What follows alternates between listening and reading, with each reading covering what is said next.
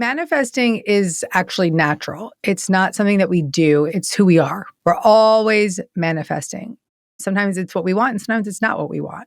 We're manifesting our beliefs, we're manifesting the energy we put out. So, no matter what's happening in our life is a manifestation of what we are sending out to the universe.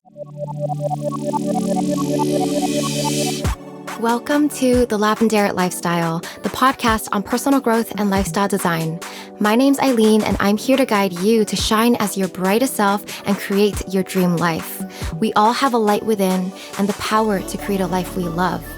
Every Sunday, we'll share thoughtful conversations exploring how we can build a better future for ourselves and our world. Life is an art. Make it your masterpiece. Hello, my loves. Welcome back to the Lavender Lifestyle Podcast. It's Eileen. Today, we have a very special guest for you. She is someone who has inspired me from the beginning of my personal growth and spiritual journey. She is an icon, a thought leader, and someone that I see as a person who brought spirituality to the mainstream and made it more accessible. Today, we'll talk about manifesting, spirituality, and healing, how to overcome limiting beliefs and undo your biggest blocks, and how to stay connected and grounded while living your best life. Our guest today is Gabby Bernstein. Gabby is a spiritual teacher, #1 New York Times bestselling author, and founder of the Gabby Coaching app. She has written 11 books, including Self-Help, The Universe Has Your Back, and her latest, an Audible original, 7 Habits of a Super Attractor. Gabby has been featured on Oprah's SuperSoul Sunday as a new thought leader and recognized by the New York Times as a role model for a new generation of spiritual seekers. Hello, Gabby. Welcome to the podcast. I am so excited to have you today. It's so good to be with you. Thank you for having me. Yeah, I do have to let you know that I loved your book, The Universe Has Your Back. I've been following you since like 2015 or something. And one thing that you've done, do you remember doing something called the Liberation Kriya? Where it's like this. Yeah. I have done that, and I've shared it like twice with my audience on YouTube, just a FYI, in case you didn't know. So good. So good. So good. So good. Yes. Okay. So you are such a guiding light. How would you describe what sparked your spiritual journey, and how would you describe your work to people who are new to you? What sparked my spiritual journey was my mother. I was taught how to meditate as a child. And my mother used to bring me to ashrams, and I was named by the gurus, and I was given that gift of a spiritual connection at a very young age. That was the spark that really felt almost like a seed that was planted, that really gave me this sense of knowing that there was more beyond my physical sight. And even though I turned my back on that for many years as in high school and in college and post-college even, I always knew it was there. So that was a very valuable experience, which I'm working to distill in my own child, to instill in my own child and give him the experience of recognizing a spiritual relationship of his own. Okay, so it started super early. And then what inspired you to go into this line of work and share spirituality? Exactly 20 years ago, I got clean and sober. I was 25 years old. It was October 2nd of 2005. I made the decision to change my life because I'd been really living in a way that was very destructive and very chaotic. And I was running. And in the path of sobriety, I reclaimed those spiritual roots that I established as a child. I returned to that faith, and I made it a commitment to develop that faith one day at a time. And in doing so, in developing that faith, I started to feel very called to teach and to give that message to my friends, to my neighbors, to my strangers, and then to audience members. So very quickly, I started speaking publicly and talking about spiritual practices to give people the messages that they needed, and I know I needed. So I knew if I needed it, somebody else needed it too. Was your mom surprised to see you go into this line of work? No, not at all. Not at all. Oh, okay, so she kind of saw it coming. She's like, it's always been in you. Yeah, I don't think she was surprised. Love it. Okay, so Gabby, you've written 11 books. Which one do you feel is the most powerful for people to start with, if you were to recommend one? I think that the starting point for most people is often the universe has your back, actually, because that's a place where folks can say they can see themselves in that book. It's this transform fear into faith is the subtitle, and the guiding message, the core message of that book is that there is a spiritual relationship beyond your physical sight, and here's how to access it. And so I think that so many newbies to spiritual practice are going to find their answers in that book. And that's probably why it's my most popular book, millions of readers. And it's also the book that is the one that people will stop me in the airport. It's the airport book. People are like, oh, I read The Universe Has Your Back. So I think that's probably the best place to start. Yeah. I think it's also because you're known for making spirituality so accessible to the everyday person. That's your gift. Do you have any thoughts on that? Like how you were able to translate these topics and these ideas to the everyday person? I really want to write that down, an accessible guide to a spiritual life. I think that needs to be the subtitle to my next book. So if you can remind me that we said that, an Okay, will accessible do. guide to a spiritual life. Sometimes these things come to me. But I think accessibility is the word, because I find that when people want spirituality, they want to feel that connection, but they feel that it's something outside of themselves, or it's so far reaching, or it's not easy to access. And that's quite the opposite. It's actually in us. It's never left us. It's what is our true source. So the work isn't about going to get something or find something. It's about releasing the blocks to the presence of it. And so that accessibility, that word is so powerful. I'm really grateful that you gave that to me today. Yeah, just An out of that. accessible guide to a spiritual life. I think there's something in that. Yeah. Look at this inspiration. I love it. All right, my loves, time for a short break. The show is sponsored by BetterHelp. October 10th is World Mental Health Day, and this year I want to take a moment to say thank you to the therapists who show up for us. So many breakthroughs, moments of clarity, and reframes of limiting beliefs happen because there's a therapist who's created that safe space for healing to unfold. If you've been thinking about talking to someone, maybe something's been weighing on you, or you just want to understand yourself better, therapy can be that supportive space you're looking for. BetterHelp makes it easier to take that step. With over 12 years of experience and a network of over 30,000 licensed therapists, they've helped over 5 million people worldwide find the right therapeutic match. They do the matching work for you through a short questionnaire, and if you aren't happy with your match, you can switch to a different therapist at any time from their tailored recs. This World Mental Health Day, we're celebrating the therapists who've helped millions of people take a step forward. If you're ready to find the right therapist for you, BetterHelp can help you start that journey. Our listeners get 10% off their first month at betterhelp.com/TLL. That's betterhelp.com/TLL. So which one of your books felt the most aligned or the most special to create? Was it The Universe Has Your Back, or was it like another one? I don't want to sound like a broken record, but it really was The Okay. Universe Has Your Back, Oh, because I really? really remember so fondly. And I love all of my books. I mean, there's 11 books, so I love them deeply. And I can share antidotes to every single one about how it moved me and how it healed me. But that one I wrote at a really challenging time, the most challenging time in my life. And I wrote that book to heal myself. And the only thing that really brought me joy was writing that book at that time.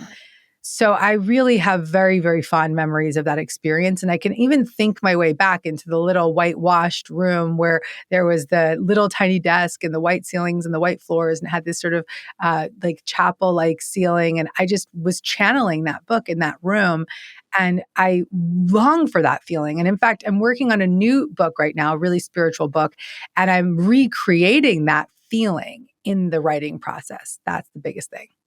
Yeah, tell me more about that. Like, what do you create the environment to channel, and what does that even feel like? Because I think that's why your books resonate, because you get to that place. I have in the past written books with a deadline without sort of waiting and being clear, okay, this is the moment to write. I've just written the book. And I don't judge that, because I think that cadence of writing a book a year has been necessary for me.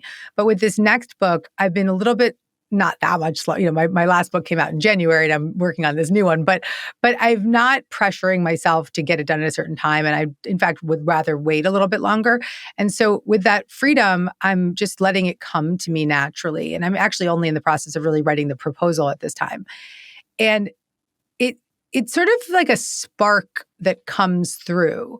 The other day I was driving to the lake and I just got this hit, and I heard this inner voice said something to me, and I was like, that's the thing I need to write about in this proposal. And I ran to the lake, and I got my computer, brought it with me to the lake, and I sat down, and all my friends' kids were playing, my kid was playing, and I was just like, I got to get into this. And I just downloaded all this messaging because Wow. it was so loud. And so I just respond to that inner call is really how I like to do it. And how did you develop such a strong connection to this inner voice and inner call? Like, because I think everybody receives these messages, but most people don't know, is this the right voice I'm listening to, or is this just like a random thought? I think that you nailed it when you said the word develop, because Mm-hmm. it's not about something turning on, although it can, but it's developing a new way of thinking. Because as children, we developed storylines that were very fear-based and trauma-based and negative. And so it's about developing another storyline that is the truth, the true storyline, the true nature, the true love nature of who we are. But we have to develop that access to it because it's not conditioned. We've actually been conditioned the opposite. We've been conditioned to believe in stories that are quite the opposite of what it is that we want to be living. So the reconditioning and the developing of a new way of thinking is mandatory. So I do want to talk about manifesting because you're like an expert manifester. So what would you tell someone who's having struggle manifesting their dreams in their life? Like, how do we actually manifest? Manifesting is actually natural. It's not something that we do. It's who we are. It's who we are. We're always manifesting. Sometimes it's what we want, and sometimes it's not what we want. We're manifesting our beliefs. We're manifesting the energy we put out. So no matter what's happening in our life is a manifestation of what we are sending out to the universe, the energy, the message, and the belief that we're sending to the universe. So the way to direct your manifesting towards more of what you want comes when you set the intention to focus your desires. When you set the intention to lean into joy and positivity, when you set the intention to surrender and let go and allow, when you put yourself into a point of attraction that's in alignment with what it is that you desire, rather than just not thinking or living haphazardly or being in this constant state of fear loop and stories that are negative, you are actually redirecting the thoughts, beliefs, and patterns so that you can become a point of attraction for what it is that you do want. And so again, it's a developing and it's an undoing and a almost rewinding, and then you press play on a new energy. And that's how we manifest. So it again isn't something that we have to figure out. It's already there. We just have to undo a lot of the patterns that are blocking it. Yes. Okay. And what do you say about the undoing? Because so many of us have those limiting beliefs, those fears that kind of run our nervous system and our everyday life. What are the steps? What's the process of undoing? Well, my latest book, Self-Help, is actually a whole journey of undoing the beliefs that block you from your greatest desires. And so, again, it's core beliefs. They've been around for as long as we can remember. And the way to undo them is not to override them or to judge them or to force them to be another way, but it's actually to befriend those beliefs. And so in my book, I share a 4-step practice, which is called the Self-Help Check-In. And it's a 4-step check-in process. And so the first step is to notice that belief that you have on repeat or that thought that you have on repeat that's blocking you. And then check in with it. Choose to focus your attention towards it. The second step is to become curious about it. So where does it live in my body? What do I know about it? How long has it been around? What stories and beliefs are attached to it? And then the third step is to compassionately connect to it, which is where you'd say to this part of you, what do you need? And you're asking this young part of yourself, what do you need? And it's going to say like, I need to rest or I need to dance. And then the fourth step is to check for self, which is the qualities of calmness and the qualities of compassion and the qualities of clarity and commitment and courage and creativity. And you're going to check and see if any of those energies start to emerge, because that's a sign that you've actually started to get into relationship with that part of yourself rather than override it.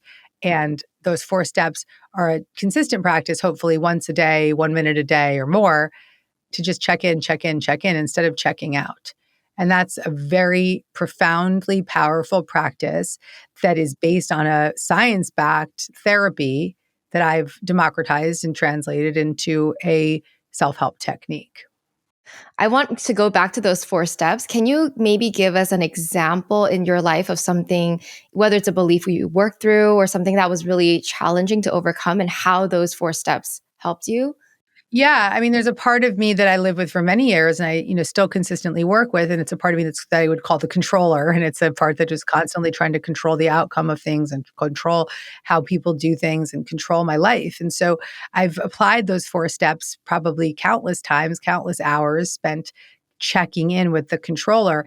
And as a result of being in constant contact with that part of myself and giving it the love that it needed, I've helped it really become unburdened and feel safer inside. And I don't feel that I'm nearly as controlling as I ever was. I feel like I've allowed that part of me to take on a new role and to be in control and on top of things, but not controlling. And so it's taken Yeah. on a new valuable role instead of the role of being this victim of constantly trying to control everything. And is that just through seeing what it actually needs, giving it like the compassion or the love? Yes, giving it connection, compassion, clarity, creativity, just giving it those self qualities and connecting to it.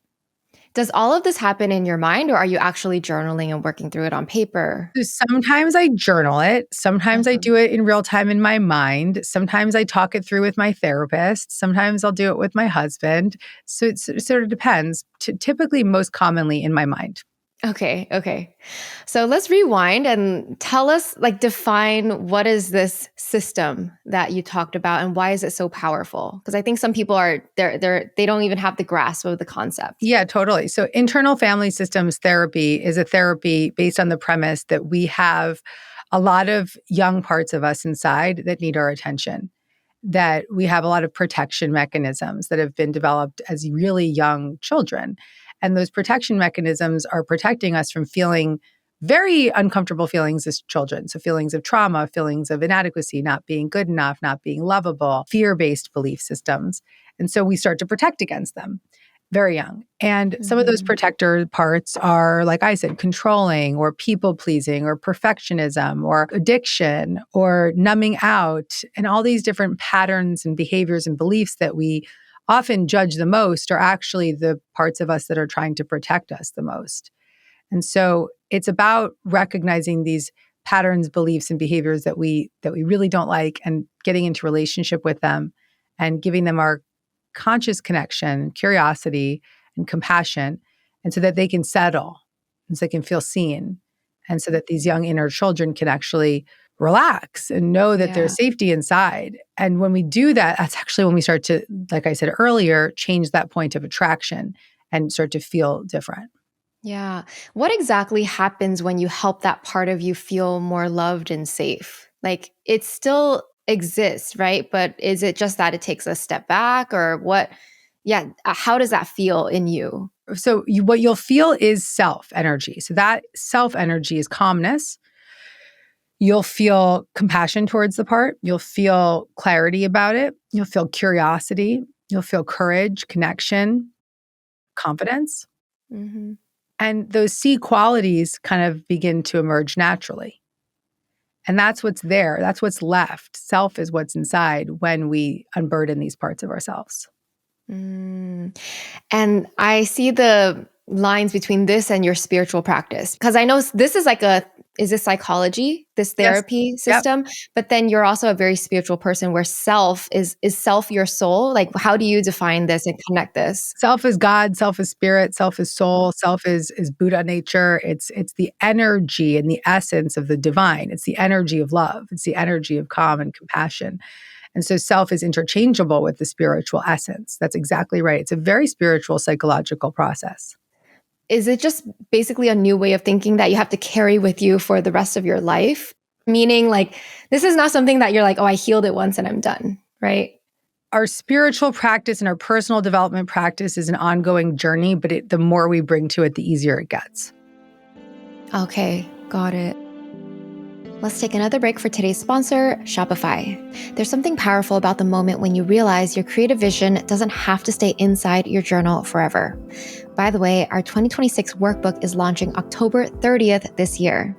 When I first envisioned the Artist of Life workbook, I felt that calling, but I also felt overwhelmed by everything it would take to bring it to life. That's where Shopify changed everything. Instead of spending months learning the technicals, Shopify became the foundation that let me turn my vision into reality. Shopify is the commerce platform behind millions of businesses around the world and 10% of all US e-commerce. They offer hundreds of beautiful templates to build a store that reflects your authentic style, AI tools that handle product descriptions and enhance your photography, and marketing features that help you connect with people who truly resonate with your work. Meanwhile, Shopify holds space for all the logistics, inventory, payments, shipping, and returns, so your energy can flow toward what you're meant to bring into the world. Turn your big business idea into with Shopify on your side.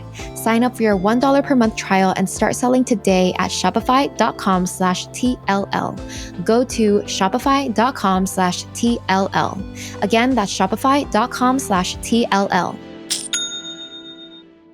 I know a big part of what people struggle with are things like addictions, like they're numbing or running away from something. So, how does this system help us overcome something like that? It's major for addiction because what is addiction? It's a way of checking out. And so this is a practice of checking in. And so addiction is an extreme form of protection. And in IFS, it's called a firefighter.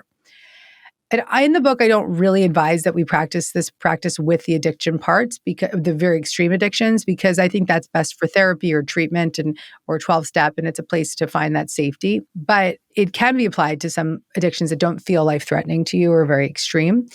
And it's a way of getting into relationship with the parts of yourself that are protecting in such extreme ways. So addiction, if you think about it, why would we become addicted? Because we're running from something. And so we're running, and trying to numb out the pain. And the year that I wrote this book, I actually worked as a fellow at a recovery center. And every month I would go in and there'd be another 100 new people in the recovery center, a day or two sober. And I'd ask them all to raise their hand and answer this question. I'd say, how many of you have experienced trauma as a child? And every single hand would go up. And then I would say, well, then wouldn't it make sense that you would do whatever it took to not have to feel that pain again? And every hand would go up. And then I'd say, well, then can you see that your addiction was a form of protection? And I would see everybody would start to stop sobbing in the room to start to see themselves through that lens.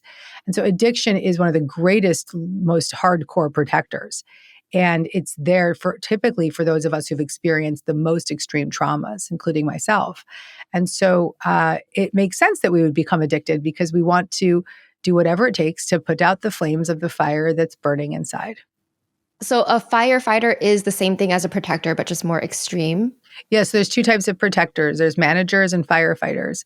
And the managers are the parts that are sort of on call all day long, kind of controlling or people pleasing or managing. And when those managers can't get the job done, that's when the firefighters start to come in and they want to put out the flames and they're going to pick up the drink or pick up the drugs or pick up the boyfriend or whatever it is to just numb out. I see. It's just the extreme response. But the way you deal with it, is it the same? It's like Yes. You still go through those 4 steps. Okay. Yes. Got it. So what do you hope that people get from reading your book, Self-Help? Oh, I hope that they recognize that whether they can afford therapy or not, that they have a therapeutic process that they can access. And that was the intention of writing that book, was to democratize this incredible therapy that healed my life.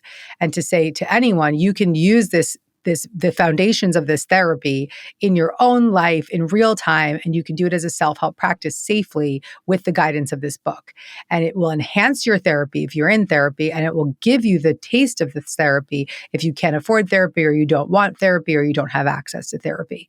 So it's a miracle. It's a miracle to be able to have been able to turn this life-changing trauma therapy into a self-help practice with the blessing of the founder, Dr. Richard Schwartz. It's the coolest thing I've done. I'm so proud of it. Yeah, that's amazing. Or you recently created another Audible original. So it's like the 7 Habits of a Super Attractor. I do want to talk about that as well. What does it mean to be a super attractor? What it means to be a super attractor is that you live with the faith and the knowing that there is an energy beyond your physical sight guiding you and showing you where to go and helping you attract your desires towards you. And it also means that you're attuned to your energy and that you recognize the power of your energy. And that when you're in alignment with that power, that super attractor power, you become a magnet for what you want. You can start to redirect your focus and be more intentional. And you can begin to hold visions that start to become your reality and co create your life with an energetic presence of the universe. That's what it means to be a super attractor. Can you share some of the 7 habits? Yes. So there's habits on visualization, there's habits on surrender, there's habits on joy, being the ultimate creator and having fun. There's a habit on just really trusting the universe, believing in the universe. I don't want to give it all away, but there's Yeah. lessons and really speaks to the energy of what it means to be a super attractor and how to get into the alignment with that energy. So, what would you say is the most important habit if you were to pick one that you're like, you must do this? This is the one. Trusting the universe. Trusting yep. That just happens to be one of the hardest ones.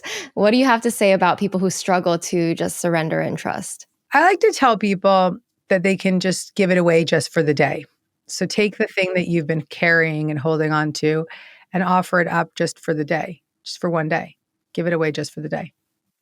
What does it look like in your daily or weekly life to be a super attractor? Like, what are the things that you're doing? What are the ways that you're thinking and just being this magnet? Well, I'm thinking about what I'm eating and what I'm thinking and how I'm acting and what I'm believing and how I'm sleeping, and just really recognizing that all of the things that I do and all of the thoughts that I have are actually affecting the vessel that I am. And as I start to be more mindful and conscious of the vessel and what I put into it and what I put out of it, I am very connected to aligning my power and my energy with that higher source of power, which is the universal energy of love. And so as I'm in that constant connection, I am attuning my energy, aligning my energy, and using it for good and directing it towards what I desire. And like I said earlier, co-creating my life. And when you say desires, are you focusing on like imagining the exact outcomes, or are you really focusing more on the feelings of what you desire? I think it's very valuable to have visions, but those visions without emotional connection don't manifest. So it's about having the vision and then feeling the energy of that vision and letting the energy of that vision bring forth joy and bring forth this connection and that positive vibration. And it's not about being obsessed with that outcome. It's about having a vision, having an energy, and then letting it go and seeing where you're led. This is something that you just practice every day. Do you actually sit down and think about your vision, or is it like, what does that look like? The thing I do every day is I design my day. So I say my daily design method, which is I lie down and this is right when I wake up in the morning, and I ask myself 4 questions. And I say, who do I want to be today? How do I want to feel today? What do I want to give today? And what do I want to receive today? And by asking myself those 4 questions, I'm actually putting myself into a point of attraction because I'm aligning my thoughts and my energy with what it is that I want to bring forth. And that's a very powerful technique for co-creating your day and your reality.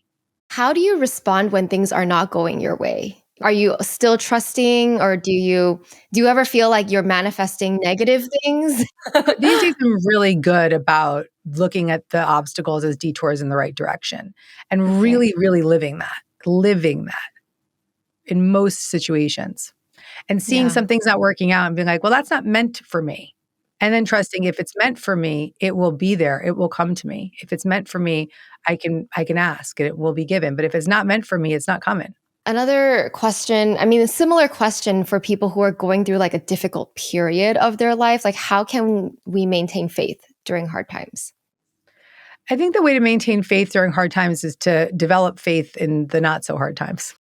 So if we're in a constant relationship of developing faith through reading books like The Universe Has Your Back or Super Attractor or practicing self-help, then what happens is we start to build up a muscle that is very strong.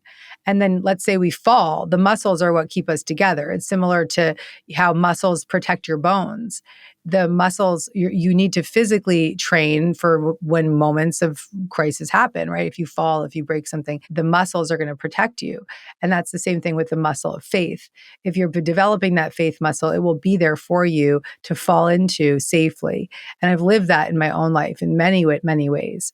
So if you're already in a moment of crisis, then developing that faith can actually sometimes be easier, because when there's nowhere to go from here, that faith and that connection to a higher power actually is the only door that you want to open, because all the other doors are shut. So the answer is twofold. If you're in a good spot, develop the faith like a full-time job so that it's there for you when you need it most, and even in the good times. And then if you're in a moment of crisis right now, use it as an opening. Let that be a door that Yeah. opens and that light can enter. And sometimes that's the blessing in disguise. So, Gabby, what are you most excited about right now in your life? I'm very excited about launching Gabby AI. So I have created, with 20 years of my work, my 11 books and 800 hours of audio. I mean, I don't even know how much, it's so much audio, meditations, practices. I've created this Gabby AI clone, pretty much, where it is my voice and my work and my training coaching people. And that is going to be inside my Gabby coaching app. And it's just kind of 24/7 Gabby coaching. It's there for you all the Yeah, time. And I'm just truly proud of it. I'm so proud of it. that's crazy. I see more and more people doing something like that. So, have you tested it or is it still early phases of creating it? Oh, yeah, no. We're in the alpha test right now, Oh, and great. it'll be in beta in the app in like a week or two. So by the time this comes out, it'll be very thriving inside my app.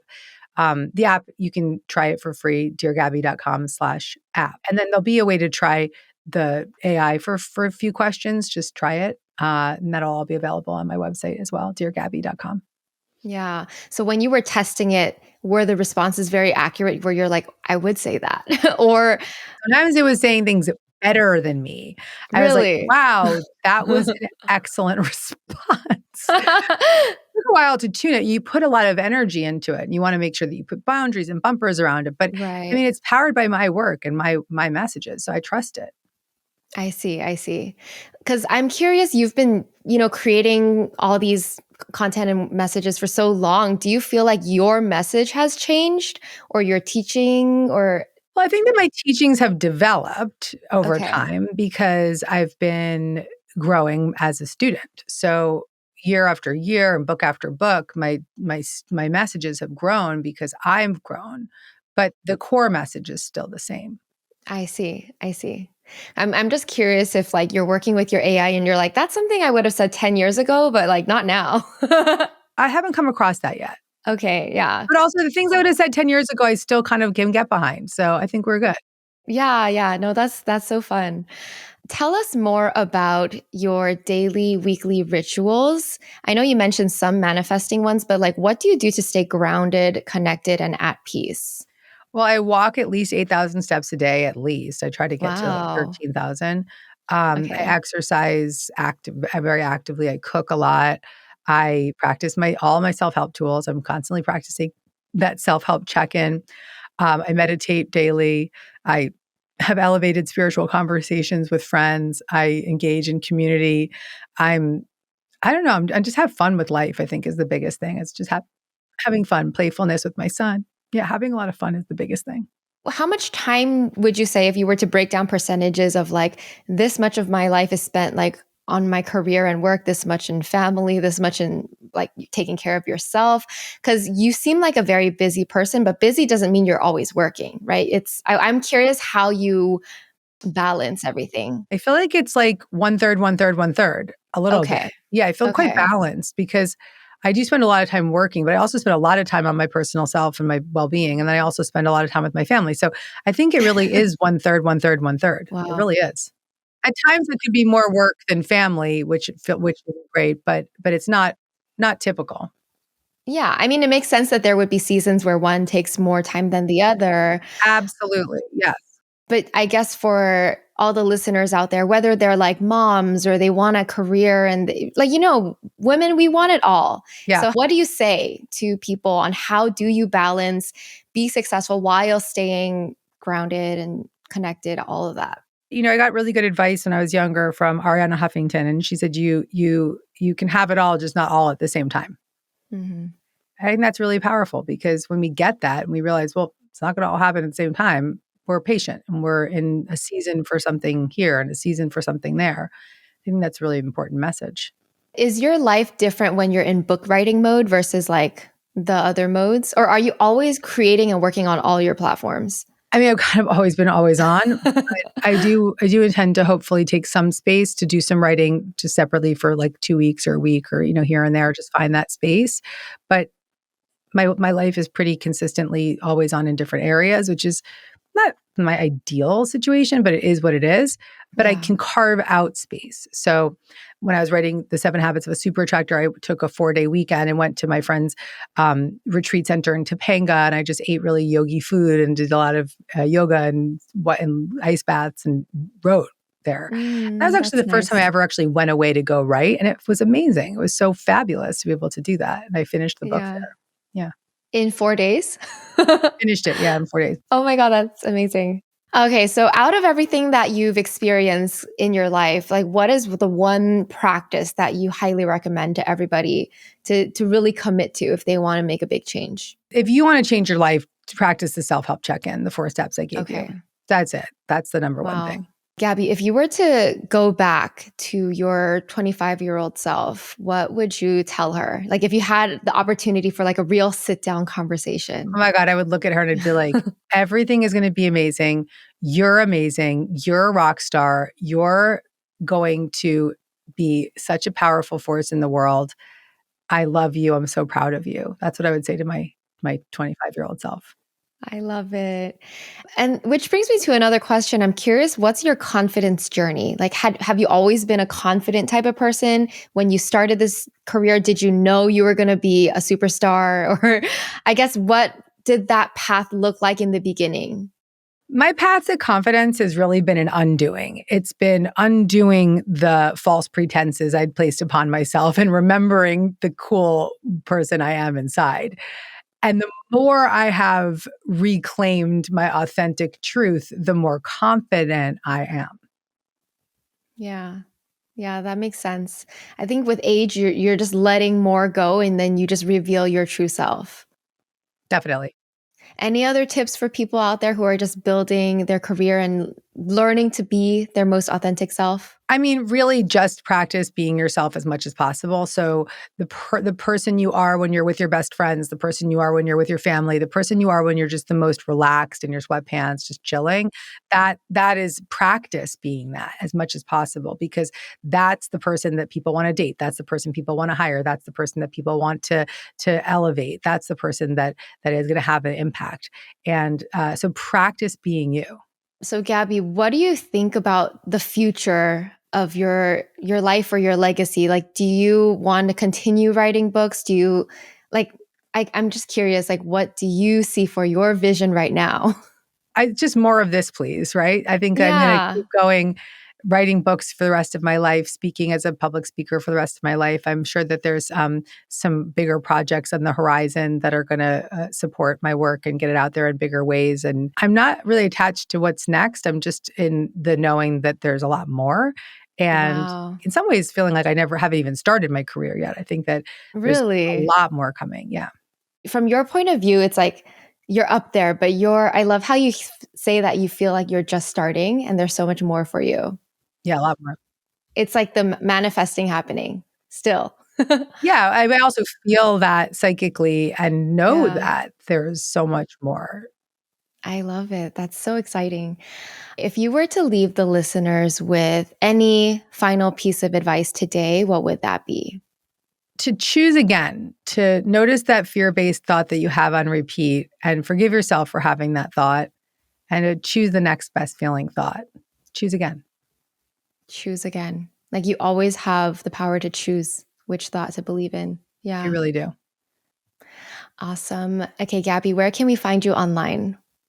At Gabby Bernstein, Gabrielle Bernstein on YouTube. I'm really rocking my YouTube channel right now. So YouTube would be the place to go subscribe. I've got such cool podcasts and YouTubes that come out there, 2 videos a week of really good how-to videos, and my Dear Gabby podcast all over the place. But I think the best place is deargabby.com, where everything is. Yeah. Amazing. Thank you so much for your time and for sharing your wisdom with us today. I am just so grateful for you in general. Thank you for what you do. Right back at you. Thank you. This was Oh, beautiful. You're so thank wonderful. you. Thank you. Thanks so much for listening to The Lavender Lifestyle. If you like the podcast, please show your support by leaving a review on Spotify or Apple Podcasts. You can also subscribe to our podcast YouTube channel at youtube.com/Lavender Lifestyle and follow our Instagram at Lavender Lifestyle. Sending you so much love. Bye.